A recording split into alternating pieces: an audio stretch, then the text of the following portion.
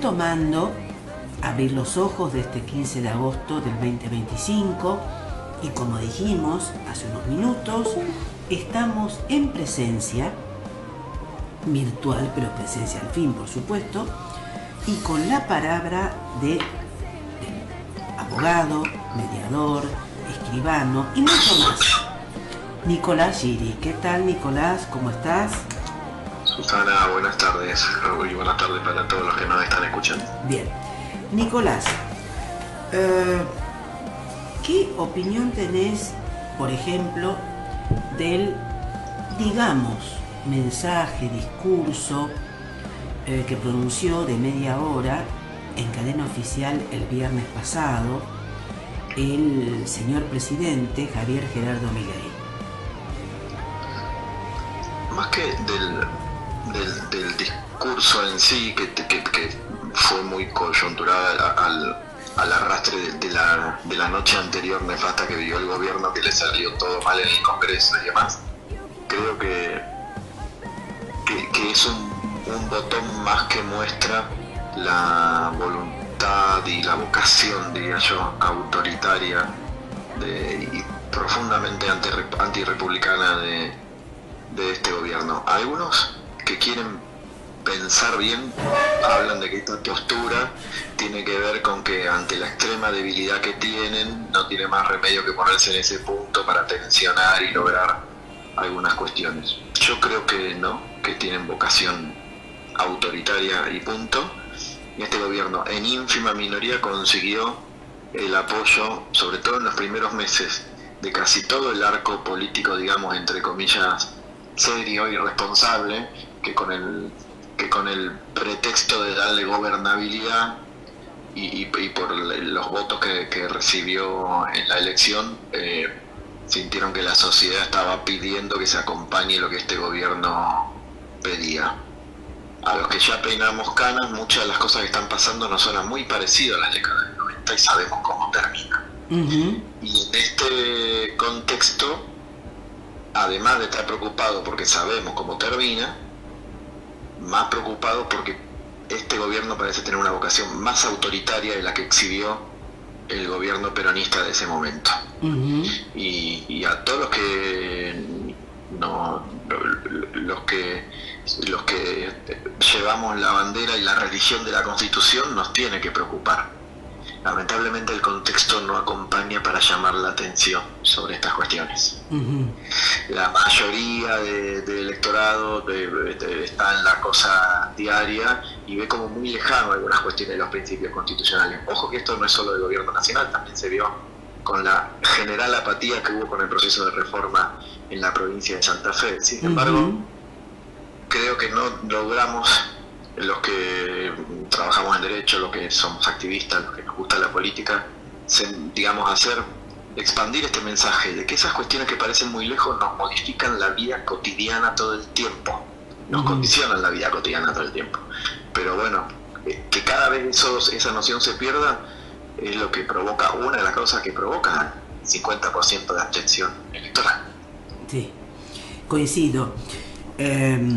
Por otro lado, es cierto que hay una apatía y esto de generalizar todos los políticos son corruptos, son ladrones, son esto, son lo otro.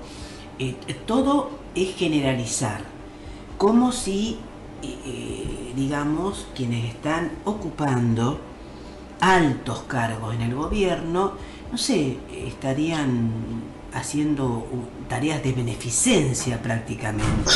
Y reciben... Es que esa generalización justamente beneficia a los que de verdad tienen el poder, porque ¿qué tiene que ver un pobre militante de un comité de Villa Giardino con la decisión que toma un gobernador o que toma un presidente? Claro, nada. Claro. Nada. Ahora paró un poquito, y digo paró así en términos más coloquiales, ¿no? Para no decir más vulgares, sí, con los viajes, porque le había dicho flaco, frenaste, porque era realmente tremendo, ¿no es cierto? Aparte, para recibir premios que no sabía nunca el origen ni nada, y mover todo el aparato del Estado para cuestiones estrictamente personales, porque grandes logros de la política exterior con esos viajes, o con la mayoría de esos viajes, no se consolidaron. De hecho, algunos hasta nos metieron en el medio de conflictos internacionales con los que no teníamos nada que ver, o que cuando nos afectaron nos costaron atentados en territorio argentino. exacto. Por otro lado, no es un caso, no es un caso ni un cargo menor. Existen cancilleres o cancilleres, para eso están, ¿no es cierto?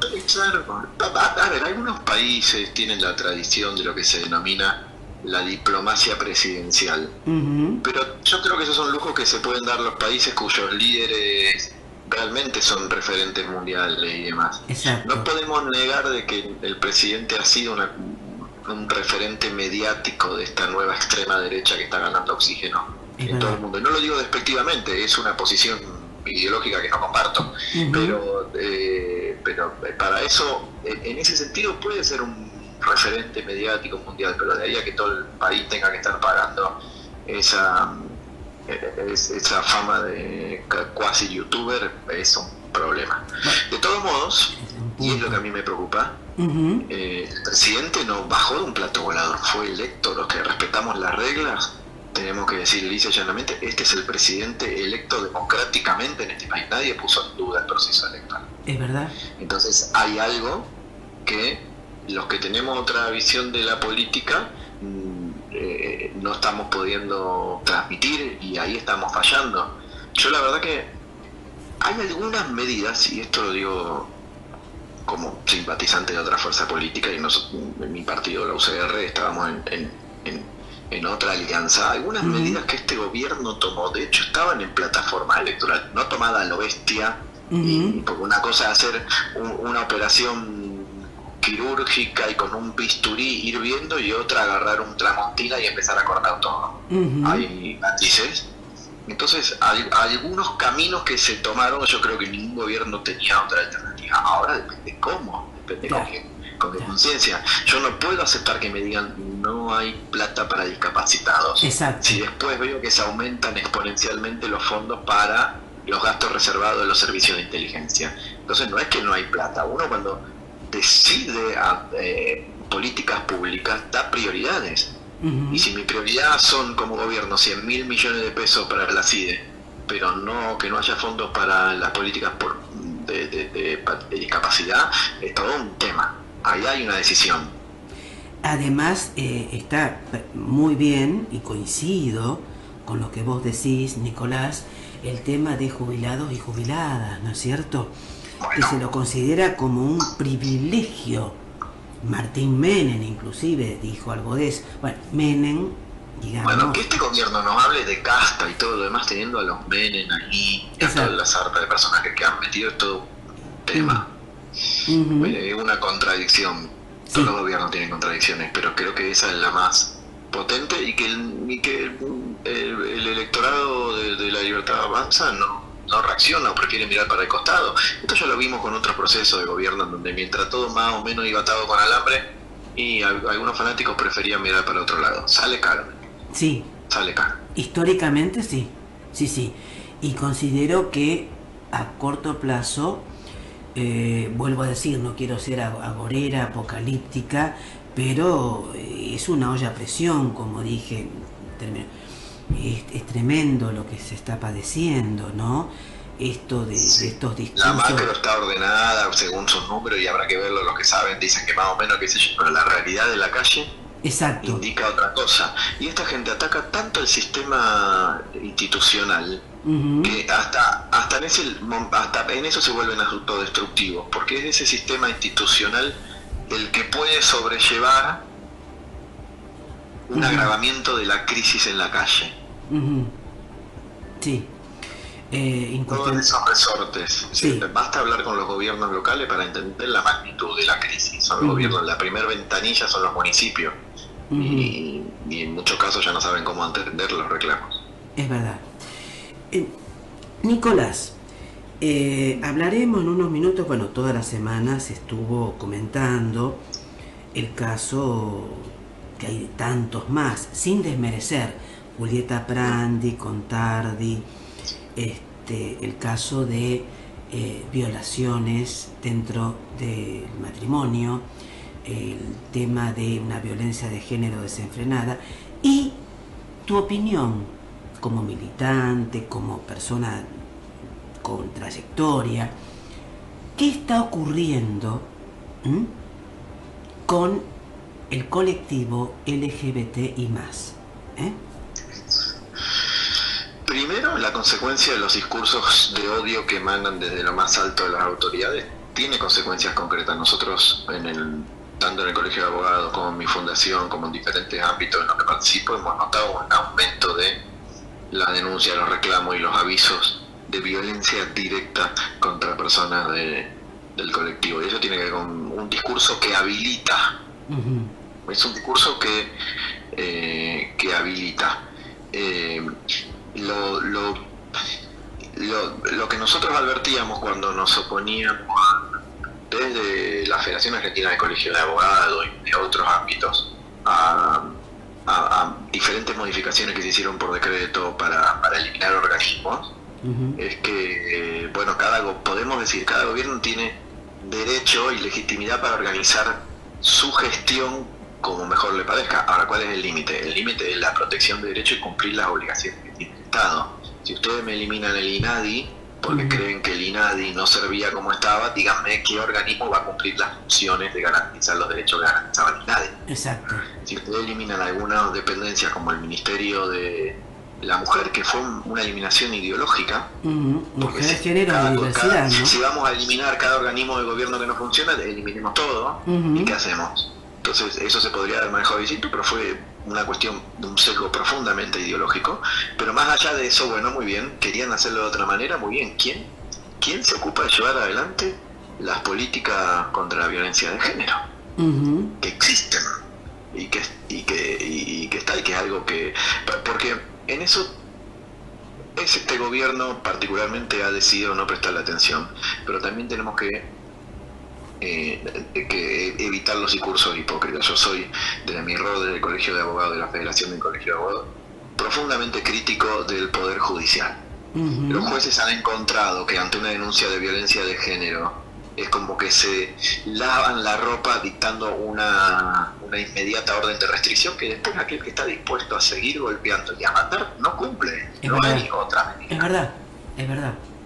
Porque de hecho han aumentado terriblemente los casos de violación a estas restricciones y de violencia de género. Porque, a ver, nosotros decimos, esto debería ser una política integral y hasta parte de la política criminal. Si vos tenés un tipo denunciado 3 veces que perdóname, pero que golpeó brutalmente a su pareja y todo lo demás, no lo va a calmar porque el juez le diga, usted no se acerque. No, obviamente. Estar adentro cumpliendo una sanción y después de varias evaluaciones psicológicas, de varios tratamientos, recién poder ver cómo recupera la libertad. Por supuesto, eso requiere una decisión política y hasta de política criminal porque es una cuestión penal. Pero si no lo empezamos a tratar así, no hay solución. Sin embargo, ese punto pareciera que no se quiere tocar. Si a eso le sumas que un gobierno que por una cuestión ideológica no quiere ocuparse de este tema, bueno, tenés un combo importante. Y además, con un ministro de Justicia, Mariano Cunio Libarona, que cuestiono desde ya. El Congreso de hace meses fue patética. Espantoso. Bueno, acá está sonando una alarma, no sé, dentro de poco no sé, será por el tema que estamos tratando, puede ser. Capaz. Claro, el ministro, mira, hay una diputada que es la vicepresidenta, Carla Carrizo, diputada por la Ciudad de Buenos Aires, que es la vicepresidenta de la comisión.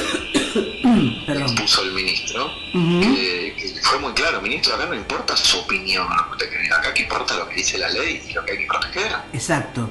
Porque él habla de igualdad, Mariano Cunio Oliver, pero igualdad, en definitiva, es desigualdad, porque justamente el tema tenemos que hablar de equidad para dar justicia, no es igualdad, la igualdad objetiva, porque la igualdad objetiva es profundamente injusta, si se quiere. Tenemos que hablar de equidad, de poder nivelar, de que justamente la función del Estado sea nivelar las desigualdades. Exacto. Exactamente. Y además con una ministra de Seguridad que pone cara de mala, así, ¿no? Bueno, le está bien, Patricia. encanta, el que las hace las paga. De hecho, una frase deplorable, una frase que jamás se debería pronunciar públicamente. Poco más o menos aparece con un misil y empieza a tirarte. Realmente es todo un clima, como muy bien vos aclaraste, de discursos de odio permanente, agresiones, y todo esto va aprendiendo. Y la utilización exagerada, deliberada, de las redes sociales y de los trolls muy bien pagos, como el denominado Gordodán, Por Iñaki supuesto, pero porque hay un Gutiérrez. caldo de cultivo en la sociedad. Yo creo, a ver, yo entiendo el análisis tuyo por dónde va, pero a mí lo que más me preocupa es que eso funciona porque hay gente dispuesta a recibir eso. Es verdad, es verdad. Hay gente dispuesta, hay gente que compra eso, que está dispuesta a recibir eso. Mm, Y tiene que ver, creo que con la crisis terminal con la que hace años que estamos pasando en este país. Y tiene que ver con excesos desde el otro extremo ideológico. mm, Porque yendo a esta cuestión de lo que hablábamos recién de las políticas públicas para cuestiones de protección de género, había un plan que de hecho recibió premios internacionales para asistir a mujeres en situación de violencia de género, que era el plan Acompañar, que era una política integral. Si exacto. vos, no quiero extenderme demasiado, pero voy a explicarlo rápido. Sí, Uno de los puntos que se detectó de por qué muchas mujeres no se retiraban del hogar que compartían con el violento agresor, era porque tenía que ver que no tenían a dónde ir, que no tenían exactamente. medios económicos para sostenerse o para sostener a sus hijos y demás. Ujú. Y este programa daba cierta ayuda para lograr esa autonomía económica, por lo menos por un tiempo, para que la mujer pueda dar ese primer paso. Exacto. Eso después se desvirtuó, eso después se desvirtuó y se convirtió en un programa clientelar más. Ujú. Y eso hay que reconocerlo. Y por eso digo, a mí lo que me preocupa es cuando la gente compra, porque la gente compra porque terminó viendo eso. Bien. Entonces creo que la mejor respuesta frente a estos discursos de odio extremos es decir, bueno, hagamos un mea culpa, ¿qué es lo que funcionó mal? ¿Cómo hacemos para que funcione bien? Claro. Porque lo que no nos deja dormir es que sigue habiendo mujeres que no se pueden retirar de su hogar. Ujú. Hoy, peor que antes. Así es. Bien, ya para finalizar, eh, no sos futurólogo desde ya, pero en brevísimas palabras, en segundos diría, ¿no? Y no me pongo combinatoria tipo Javier Milei, Patricia Bullrich and Company. Eh, ¿Qué futuro ves para esta Argentina desde aquí y ahora? ¿Mm? Ah, caramba. Ojalá pudiera decir que era algo bueno, pero te lo dije al principio de la nota, muchas de estas recetas ya las vimos y ya sabemos cómo terminan. Pido que no sea lo mismo, que por ahí haya cuestiones que hayamos cambiado, que como pueblo hayamos madurado. Hay una generación nueva volcada a la vida pública y a intentar hacer las cosas bien. Pero vivimos en el país delatado con alambre continuo. Ujú. Quisiera tener la esperanza de que los cambios que